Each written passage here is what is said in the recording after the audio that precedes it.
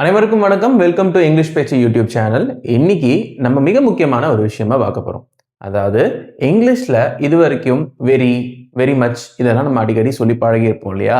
அதுக்கு பதிலா இங்கிலீஷ்ல கரெக்டா, எக்ஸாக்டா எப்படி நல்லா பேசுறது அப்படின்றது தான் நம்ம பார்க்க போறோம். அதாவது குறிப்பா சொல்ல போனா வெரி குட் அப்படின்றதுக்கு எக்ஸலென்ட் அப்படின்னு சொல்லுவாங்க இல்லையா? அந்த மாதிரி இங்கிலீஷ்ல ஒரு வார்த்தைக்கு பதிலாக இன்னும் வார்த்தையை யூஸ் பண்ணக்கூடிய நிறைய நல்ல நல்ல வார்த்தைகள் இருக்கு.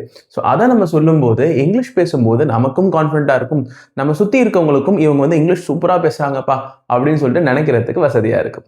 வாங்க காணொலிக்குள்ள போகலாம். வெரி குட் நம்ம கேள்விப்பட்டிருக்கோம்.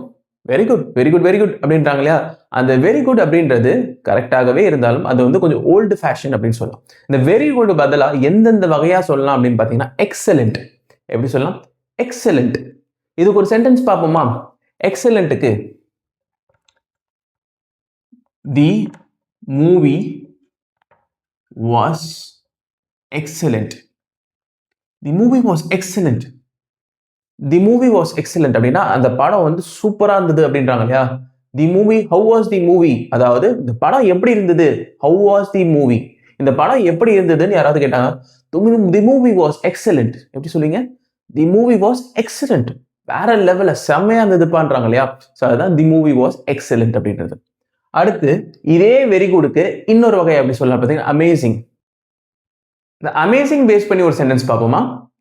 அமேசிங் அப்படின்றது நான் ஆல்ரெடி சொல்லியிருந்தேன், சூப்பர் வேற லெவல் அப்படின்றது தான். இப்போ இதை the shirt looks amazing on you. The shirt looks amazing on you.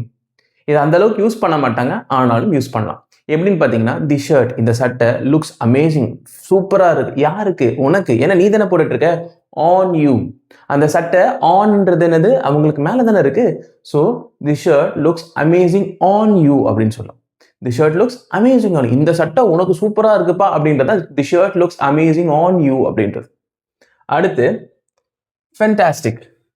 Fantastic. How is this? It looks fantastic. எப்படி சொல்லலாம்? It looks fantastic. It looks fantastic.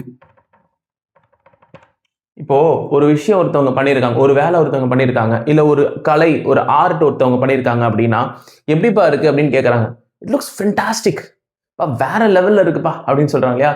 Super, very குட்டுக்கும் மேலே, ஃபென்டாஸ்டிக்னா உச்சம், வெரி குட்டுக்கும் மேலே ஃபென்டாஸ்டிக் அப்படின்னா அது பார்க்க வேற லெவல்ல இருக்குன்றதா ஃபென்டாஸ்டிக் அப்படின்னு சொல்லிட்டு சொல்லுவாங்க. It looks fantastic. எப்படி சொல்லலாம்? It looks fantastic. அடுத்து வெரி பேட். வெரி பேட் அப்படின்னா என்னது?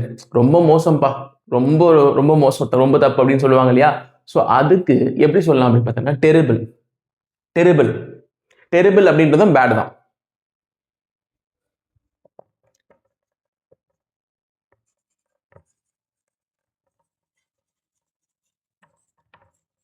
This work looks terrible. இப்போ ஒரு ஸ்டூடெண்ட் கிட்டயோ இல்லை ஒருத்தவங்க கிட்டயோ ஒரு வேலை கொடுத்துருக்கீங்க, அவங்க ரொம்ப மோசமா பண்ணிட்டாங்க. ஒருத்தவங்க ரொம்ப மோசமா ஒரு வேலையை பண்ணிட்டாங்கன்னா அதுக்கு எப்படி சொல்லலாம்? This looks terrible. அது பார்க்கவே ரொம்ப, பார்த்தாலே தெரியுது சரியில்லப்பா, ரொம்ப மோசமா பண்ணியிருக்கேன். This looks terrible. எப்படி சொல்லலாம்? This looks terrible. ரொம்ப மோசமா இருக்கு, ரொம்ப bad, very bad, very bad அப்படின்றாங்க இல்லையா? அதுதான் டெரிபிள் அப்படி. அடுத்து நம்ம காமனா யூஸ் பண்ணக்கூடிய விஷயம் தான் வெரி டயர்ட். Very tired. இது எப்படி சொல்லுவோம்? ஐ எம் வெரி டயர்ட் அப்படின்னு இல்லையா? ரொம்ப டயர்டா இருக்கீங்கன்னா எப்படி சொல்லுவாங்க? I am very tired. Very tired, என்னால் முடியலப்பா, ரொம்ப ரொம்ப டயர்டா இருக்கேன். இப்போ இதுக்கு பதிலாக நீங்க என்ன சொல்லலாம்னு பார்த்தீங்கன்னா ஐ எம் எக்ஸாஸ்டட். எப்படி சொல்லலாம்? I am exhausted.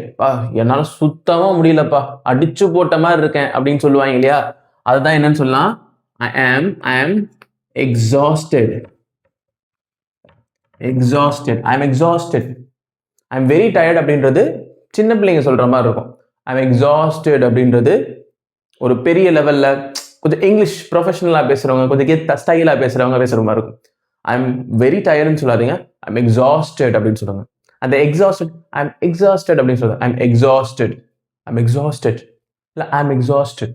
அது கொஞ்சம் அழுத்தி சொல்லும்போது அந்த ப்ரொனன்சியேஷன் சொல்லக்கூடிய உச்சரிப்பு கரெக்டாக சொல்லும்போது இங்கிலீஷ் பர்ஃபெக்டாக மேட்ச் ஆகும். அடுத்து வெரி ஆங்கிரி. வெரி ஆங்கிரி அப்படின்னா என்னன்னா ரொம்ப கோவமா இருக்கேன், நான் ரொம்ப ரொம்ப கோவமா இருக்கேன், இல்லை அவன் ரொம்ப ரொம்ப கோவமா இருக்கான். அதுக்கு என்னன்னு சொல்லலாம்? இங்கிலீஷ்ல ஃபியூரியஸ். ஃபியூரியஸ். ஃபார் எக்ஸாம்பிள் இது எப்படி சொல்லலாம், அவன் ரொம்ப கோவமா இருக்கான், he is very angry. அவன் ரொம்ப கோவமா இருக்கான்ப்பா, he is very angry. இதை எப்படி சொல்லலாம்னா he is furious ன்னு சொல்லலாம். எப்படி சொல்லலாம், he is furious. he is furious. அவன் ரொம்ப கோவமா இருக்கான்ப்பா, he is very furious. he is very very furious. உதாரணத்துக்கு the lion looks furious. அதாவது அந்த சிங்கம் பார்க்கிறதுக்கு எப்படி இருக்கு, ரொம்ப கோவமா இருக்கு, வெறித்தனமா இருக்குன்னு சொல்றாங்க இல்லையா, அதுதான் furious. the lion looks furious ன்னு சொல்லலாம். the tiger looks furious. பார்த்தாலே பயமா இருக்குன்னு சொல்லுவாங்க இல்லையா, அவ்வளவு கோவமா இருக்கு. ஒருத்தவங்க கோவமா இருந்தா பார்த்தா பயமா இருக்குமா?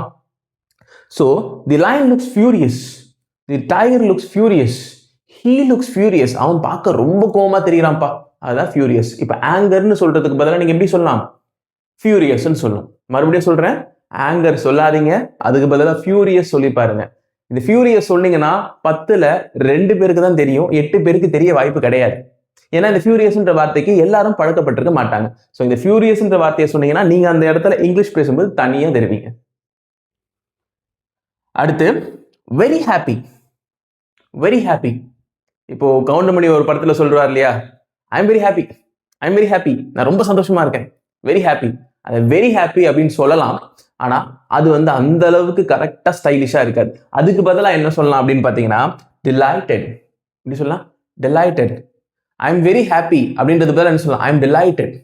delighted-னா ரொம்ப சந்தோஷமா இருக்கேன்ப்பா, ரொம்ப சந்தோஷமா இருக்கேன், அதான் என்ன சொல்லலாம், ஐ எம் delighted. என்ன சொல்லலாம், I am delighted. I am delighted. நான் ரொம்ப சந்தோஷமா இருக்கேன் அப்படின்றதுக்கு இங்கிலீஷ்ல ஐ எம் delighted அப்படின்னு சொல்லலாம். இப்போ ஐ எம் delighted அப்படின்னு சொல்லும்போது இங்கிலீஷ் செம்மையா பேசுறாங்களே, இங்கிலீஷ் வேற லெவலில் பேசுறாங்களே, அந்த மாதிரியான எண்ணத்தை உங்களுக்கு சுத்தி இருக்கவங்களுக்கு கொடுக்கும். ஸோ அதனால இனிமேல் ஐ எம் வெரி ஹாப்பின்னு சொல்லாதீங்க, ஐ எம் delighted அப்படின்னு சொல்லுங்க. யாருக்காவது delighted என்ன சொல்ற அப்படின்னா அதுக்கான விளக்கத்தை சொல்லி கொடுங்க. அவங்க உங்களை பார்த்தவொடனேப்பா செம்மையா இங்கிலீஷ் பேசுறவர் வராருப்பா அப்படின்னு நினைப்பாங்க. அடுத்து இந்த இடத்துல வெரி ஸ்மால். வெரி ஸ்மால், இப்போ அந்த வீடு எப்படிப்பா இருக்கு, இட்ஸ் வெரி ஸ்மால். அந்த ரூம் எப்படி இருக்கு, இட்ஸ் வெரி ஸ்மால் அப்படின்னு சொல்லுவாங்க இல்லையா, ரொம்ப சின்னது, ரொம்ப ரொம்ப சின்னது, அதான் என்ன சொல்லுவாங்க, வெரி ஸ்மால். அது என்ன சொல்லலாம், தி ரூம் இஸ் வெரி ஸ்மால் சொல்லக்கூடாது, அதுக்கு பதிலாக tiny. The room is tiny. இதை இல்லைன்னா தி ரூம் லுக்ஸ் டைனி. அது பார்க்கறதுக்கே சின்னதா இருக்குப்பா அந்த ரூம். இப்போ அந்த ரூம் எப்படி இருக்கு, பார்த்தேன் ரொம்ப சின்னதா இருக்கு. தி ரூம் லுக்ஸ் டைனி எப்படி சொல்லலாம், தி ரூம் லுக்ஸ் டைனி. தி ரூம் லுக்ஸ் வெரி ஸ்மால் அப்படின்னு சொன்னீங்கன்னா அது அந்த அளவுக்கு ஆப்டா இருக்காது, அந்த அளவுக்கு பொருத்தமா இருக்காது, அந்த அளவுக்கு ஸ்டைலிஷா இருக்காது. அப்ப அதுக்கு பதிலாக நீங்க என்ன சொல்லலாம், தி ரூம் லுக்ஸ் டைனி. தி ரூம் லுக்ஸ் டைனி, அது பார்த்தேன் ரொம்ப சின்னதா இருக்கு அந்த ரூம், தி ரூம் லுக்ஸ் டைனி அப்படின்னு சொல்லிட்டு சொல்லலாம். இப்போ டைனின்னு சொல்லும்போது அந்த இடத்துல இங்கிலீஷ் கொஞ்சம் கரெக்டா புரிந்த மாதிரி இருக்கும். தி ரூம் லுக்ஸ் வெரி ஸ்மால் அப்படின்னா சின்ன பிள்ளைங்க பேசுற மாதிரி இருக்கும். கரெக்டு தப்பு இல்லை, தப்புன்னு நான் சொல்ல வரல, பட் ஆனால் டைனி சொல்லும்போது அந்த இடத்துல இன்னும் கொஞ்சம் பக்காவா இருக்கும். அடுத்து வெரி பிக். வெரி பிக் நம்ம அடிக்கடி பேசியிருக்கோம் இந்த வார்த்தையை பத்தி. வெரி பிக் எப்படி இருக்கு, ரொம்ப பெருசுப்பா, கட்டல் மாதிரி பெருசு. இந்த வீடு எப்படி கட்டியிருக்காங்க, அவன் வீடு வந்து ரொம்ப பெருசு, வீடு ரொம்ப பெருசு அப்படின்லாம் சொல்றாங்க இல்லையா. இந்த வெரி பிக்கு பதிலாக நீங்க என்ன யூஸ் பண்ணலாம்னா ஹியூஜ் அப்படின்ற வார்த்தை யூஸ் பண்ணலாம். என்ன யூஸ் பண்ணலாம், huge. This house looks huge. அதாவது நீங்க அந்த வீட்டை பார்த்துட்டீங்க, இந்த வீட்டை பார்த்துட்டீங்க, இந்த வீடு எப்படி இருக்கு, ரொம்ப பெருசா இருக்குப்பா, பார்த்தாலே தெரியுது எவ்வளவு பெருசா இருக்கே. This house looks huge. இந்த வீடு பார்க்கிறதுக்கு ரொம்ப பெருசா தெரியுது. This house, this இந்த house வீடு, looks பார்க்கிறதுக்கு ஹியூஜ் பெருசா தெரியுது, இந்த வீடு பார்க்கறதுக்கே பெருசா தெரியுதே அப்படின்னு சொன்னா this house looks huge. this house looks very big அப்படின்னு சொன்னீங்கன்னா ஓல்டு ஸ்டாண்டர்ட் இங்கிலீஷ் மாதிரி இருக்கும். அதுக்கு பதிலாக நீங்க என்ன சொல்லலாம், this house looks huge அப்படின்னு சொல்லலாம். அப்படி சொல்லும்போது அந்த இங்கிலீஷ் கொஞ்சம் டெக்னிக்கலா ப்ரொஃபஷனலா கரெக்டா இருக்கும். இன்னைக்கு இங்கிலீஷ்ல ஒரு முக்கியமான விஷயங்களை பார்த்தோம், அதை ஒரு ரீகேப் பார்த்துடலாம். முதல் விஷயம் வெரி குட். வெரி குட் பதிலாக நீங்க என்ன சொல்லலாம், எக்ஸலென்ட்னு சொல்லலாம், அமேசிங்னு சொல்லலாம், ஃபென்டாஸ்டிக்னு சொல்லலாம். இதுக்கான சென்டென்சஸும் நம்ம பார்த்துட்டோம். அடுத்து வெரி பேட். வெரி பேட் அப்படின்றது என்னது, ரொம்ப தப்புப்பா அப்படின்றாங்களே, ரொம்ப மோசம், ரொம்ப தப்புன்றாங்களே, அதுக்கு பதிலாக என்ன சொல்லலாம், டெரிபிள் அப்படின்றத வார்த்தையை யூஸ் பண்ணலாம். டெரிபிள் அப்படின்ற வார்த்தையை யூஸ் பண்ணலாம். அடுத்து வெரி டயர்ட் எப்படி சொல்லலாம், வெரி டயர்டுன்னு சொல்லுங்க, வெரி டயர்ட். அந்த வெரி டயர்ட் அப்படின்றதுக்கு பதிலாக exhausted. என்ன வார்த்தை யூஸ் பண்ணலாம்? exhausted அப்படின்ற வார்த்தை யூஸ் பண்ணலாம். அடுத்து very angry, ரொம்ப கோவமா இருக்கேன் அப்படின்னு சொல்லுவாங்களே, அந்த very angry, அதுக்கு பதிலா என்ன யூஸ் பண்ணலாம்? furious அப்படின்ற வார்த்தை யூஸ் பண்ணலாம். furious அப்படின்ற வார்த்தை யூஸ் பண்ணலாம். அடுத்து very happy, I am very happy, நான் ரொம்ப சந்தோஷமா இருக்கேன்ப்பா, அதுக்கு பதிலா நீங்க என்ன யூஸ் பண்ணலாம்? delighted. என்ன வார்த்தை யூஸ் பண்ணலாம்? delighted அப்படின்ற வார்த்தை யூஸ் பண்ணலாம். very small, ரொம்ப சின்னது, அதுக்கு பதிலா tiny அப்படின்ற வார்த்தை யூஸ் பண்ணலாம். அடுத்து very big, ரொம்ப பெருசு, அதுக்கு பதிலா நீங்க யூஸ் பண்ணலாம்? huge அப்படின்ற வார்த்தையை யூஸ் பண்ணலாம். இன்னைக்கு இங்கிலீஷ்ல இது வரைக்கும் நீங்க யூஸ் பண்ணிட்டு இருந்த வார்த்தைகளுக்கு மாற்று வார்த்தைகளை பார்த்தோம். அதாவது இந்த வார்த்தைக்கு பதிலா அந்த வார்த்தையை நீங்க போட்டீங்கன்னா இங்கிலீஷ் கேட்கறதுக்கு வந்து ரொம்ப நல்லா இருக்கும். அதை தான் பார்த்தோம். இனி வரப்போற காணொளிகள்ல உங்களுக்கு விருப்பமான டாபிக் ஏதாவது இருந்தாலும் அதை நீங்க தாராளமா கமெண்ட் செக்ஷன்ல தெரிவிக்கலாம், நான் தெரிவிச்சுக்கிறேன். ஸோ உங்களுக்கு பிடிச்சமான English grammar, spoken English, daily English தமிழ்ல ஈஸியா கத்துக்கணும், நான் நல்லா இங்கிலீஷ் கான்ஃபிடண்டா பேசணும், சூப்பரா பேசணும் அப்படின்னு நினைச்சீங்கன்னா நம்ம சேனலை சப்ஸ்கிரைப் பண்ணி ஃபாலோ பண்ண மறந்துடாதீங்க. அப்போதான் எந்த ஒரு வீடியோ போட்டாலும் உங்களுக்கான நோட்டிஃபிகேஷன் அந்த வீடியோ கிளியரா வரும். அடுத்த ஒரு லாங் வீடியோவில் உங்களை சந்திக்கும் வரை உங்களிடமிருந்து விடைபெறுகிறேன். நன்றி, வணக்கம்.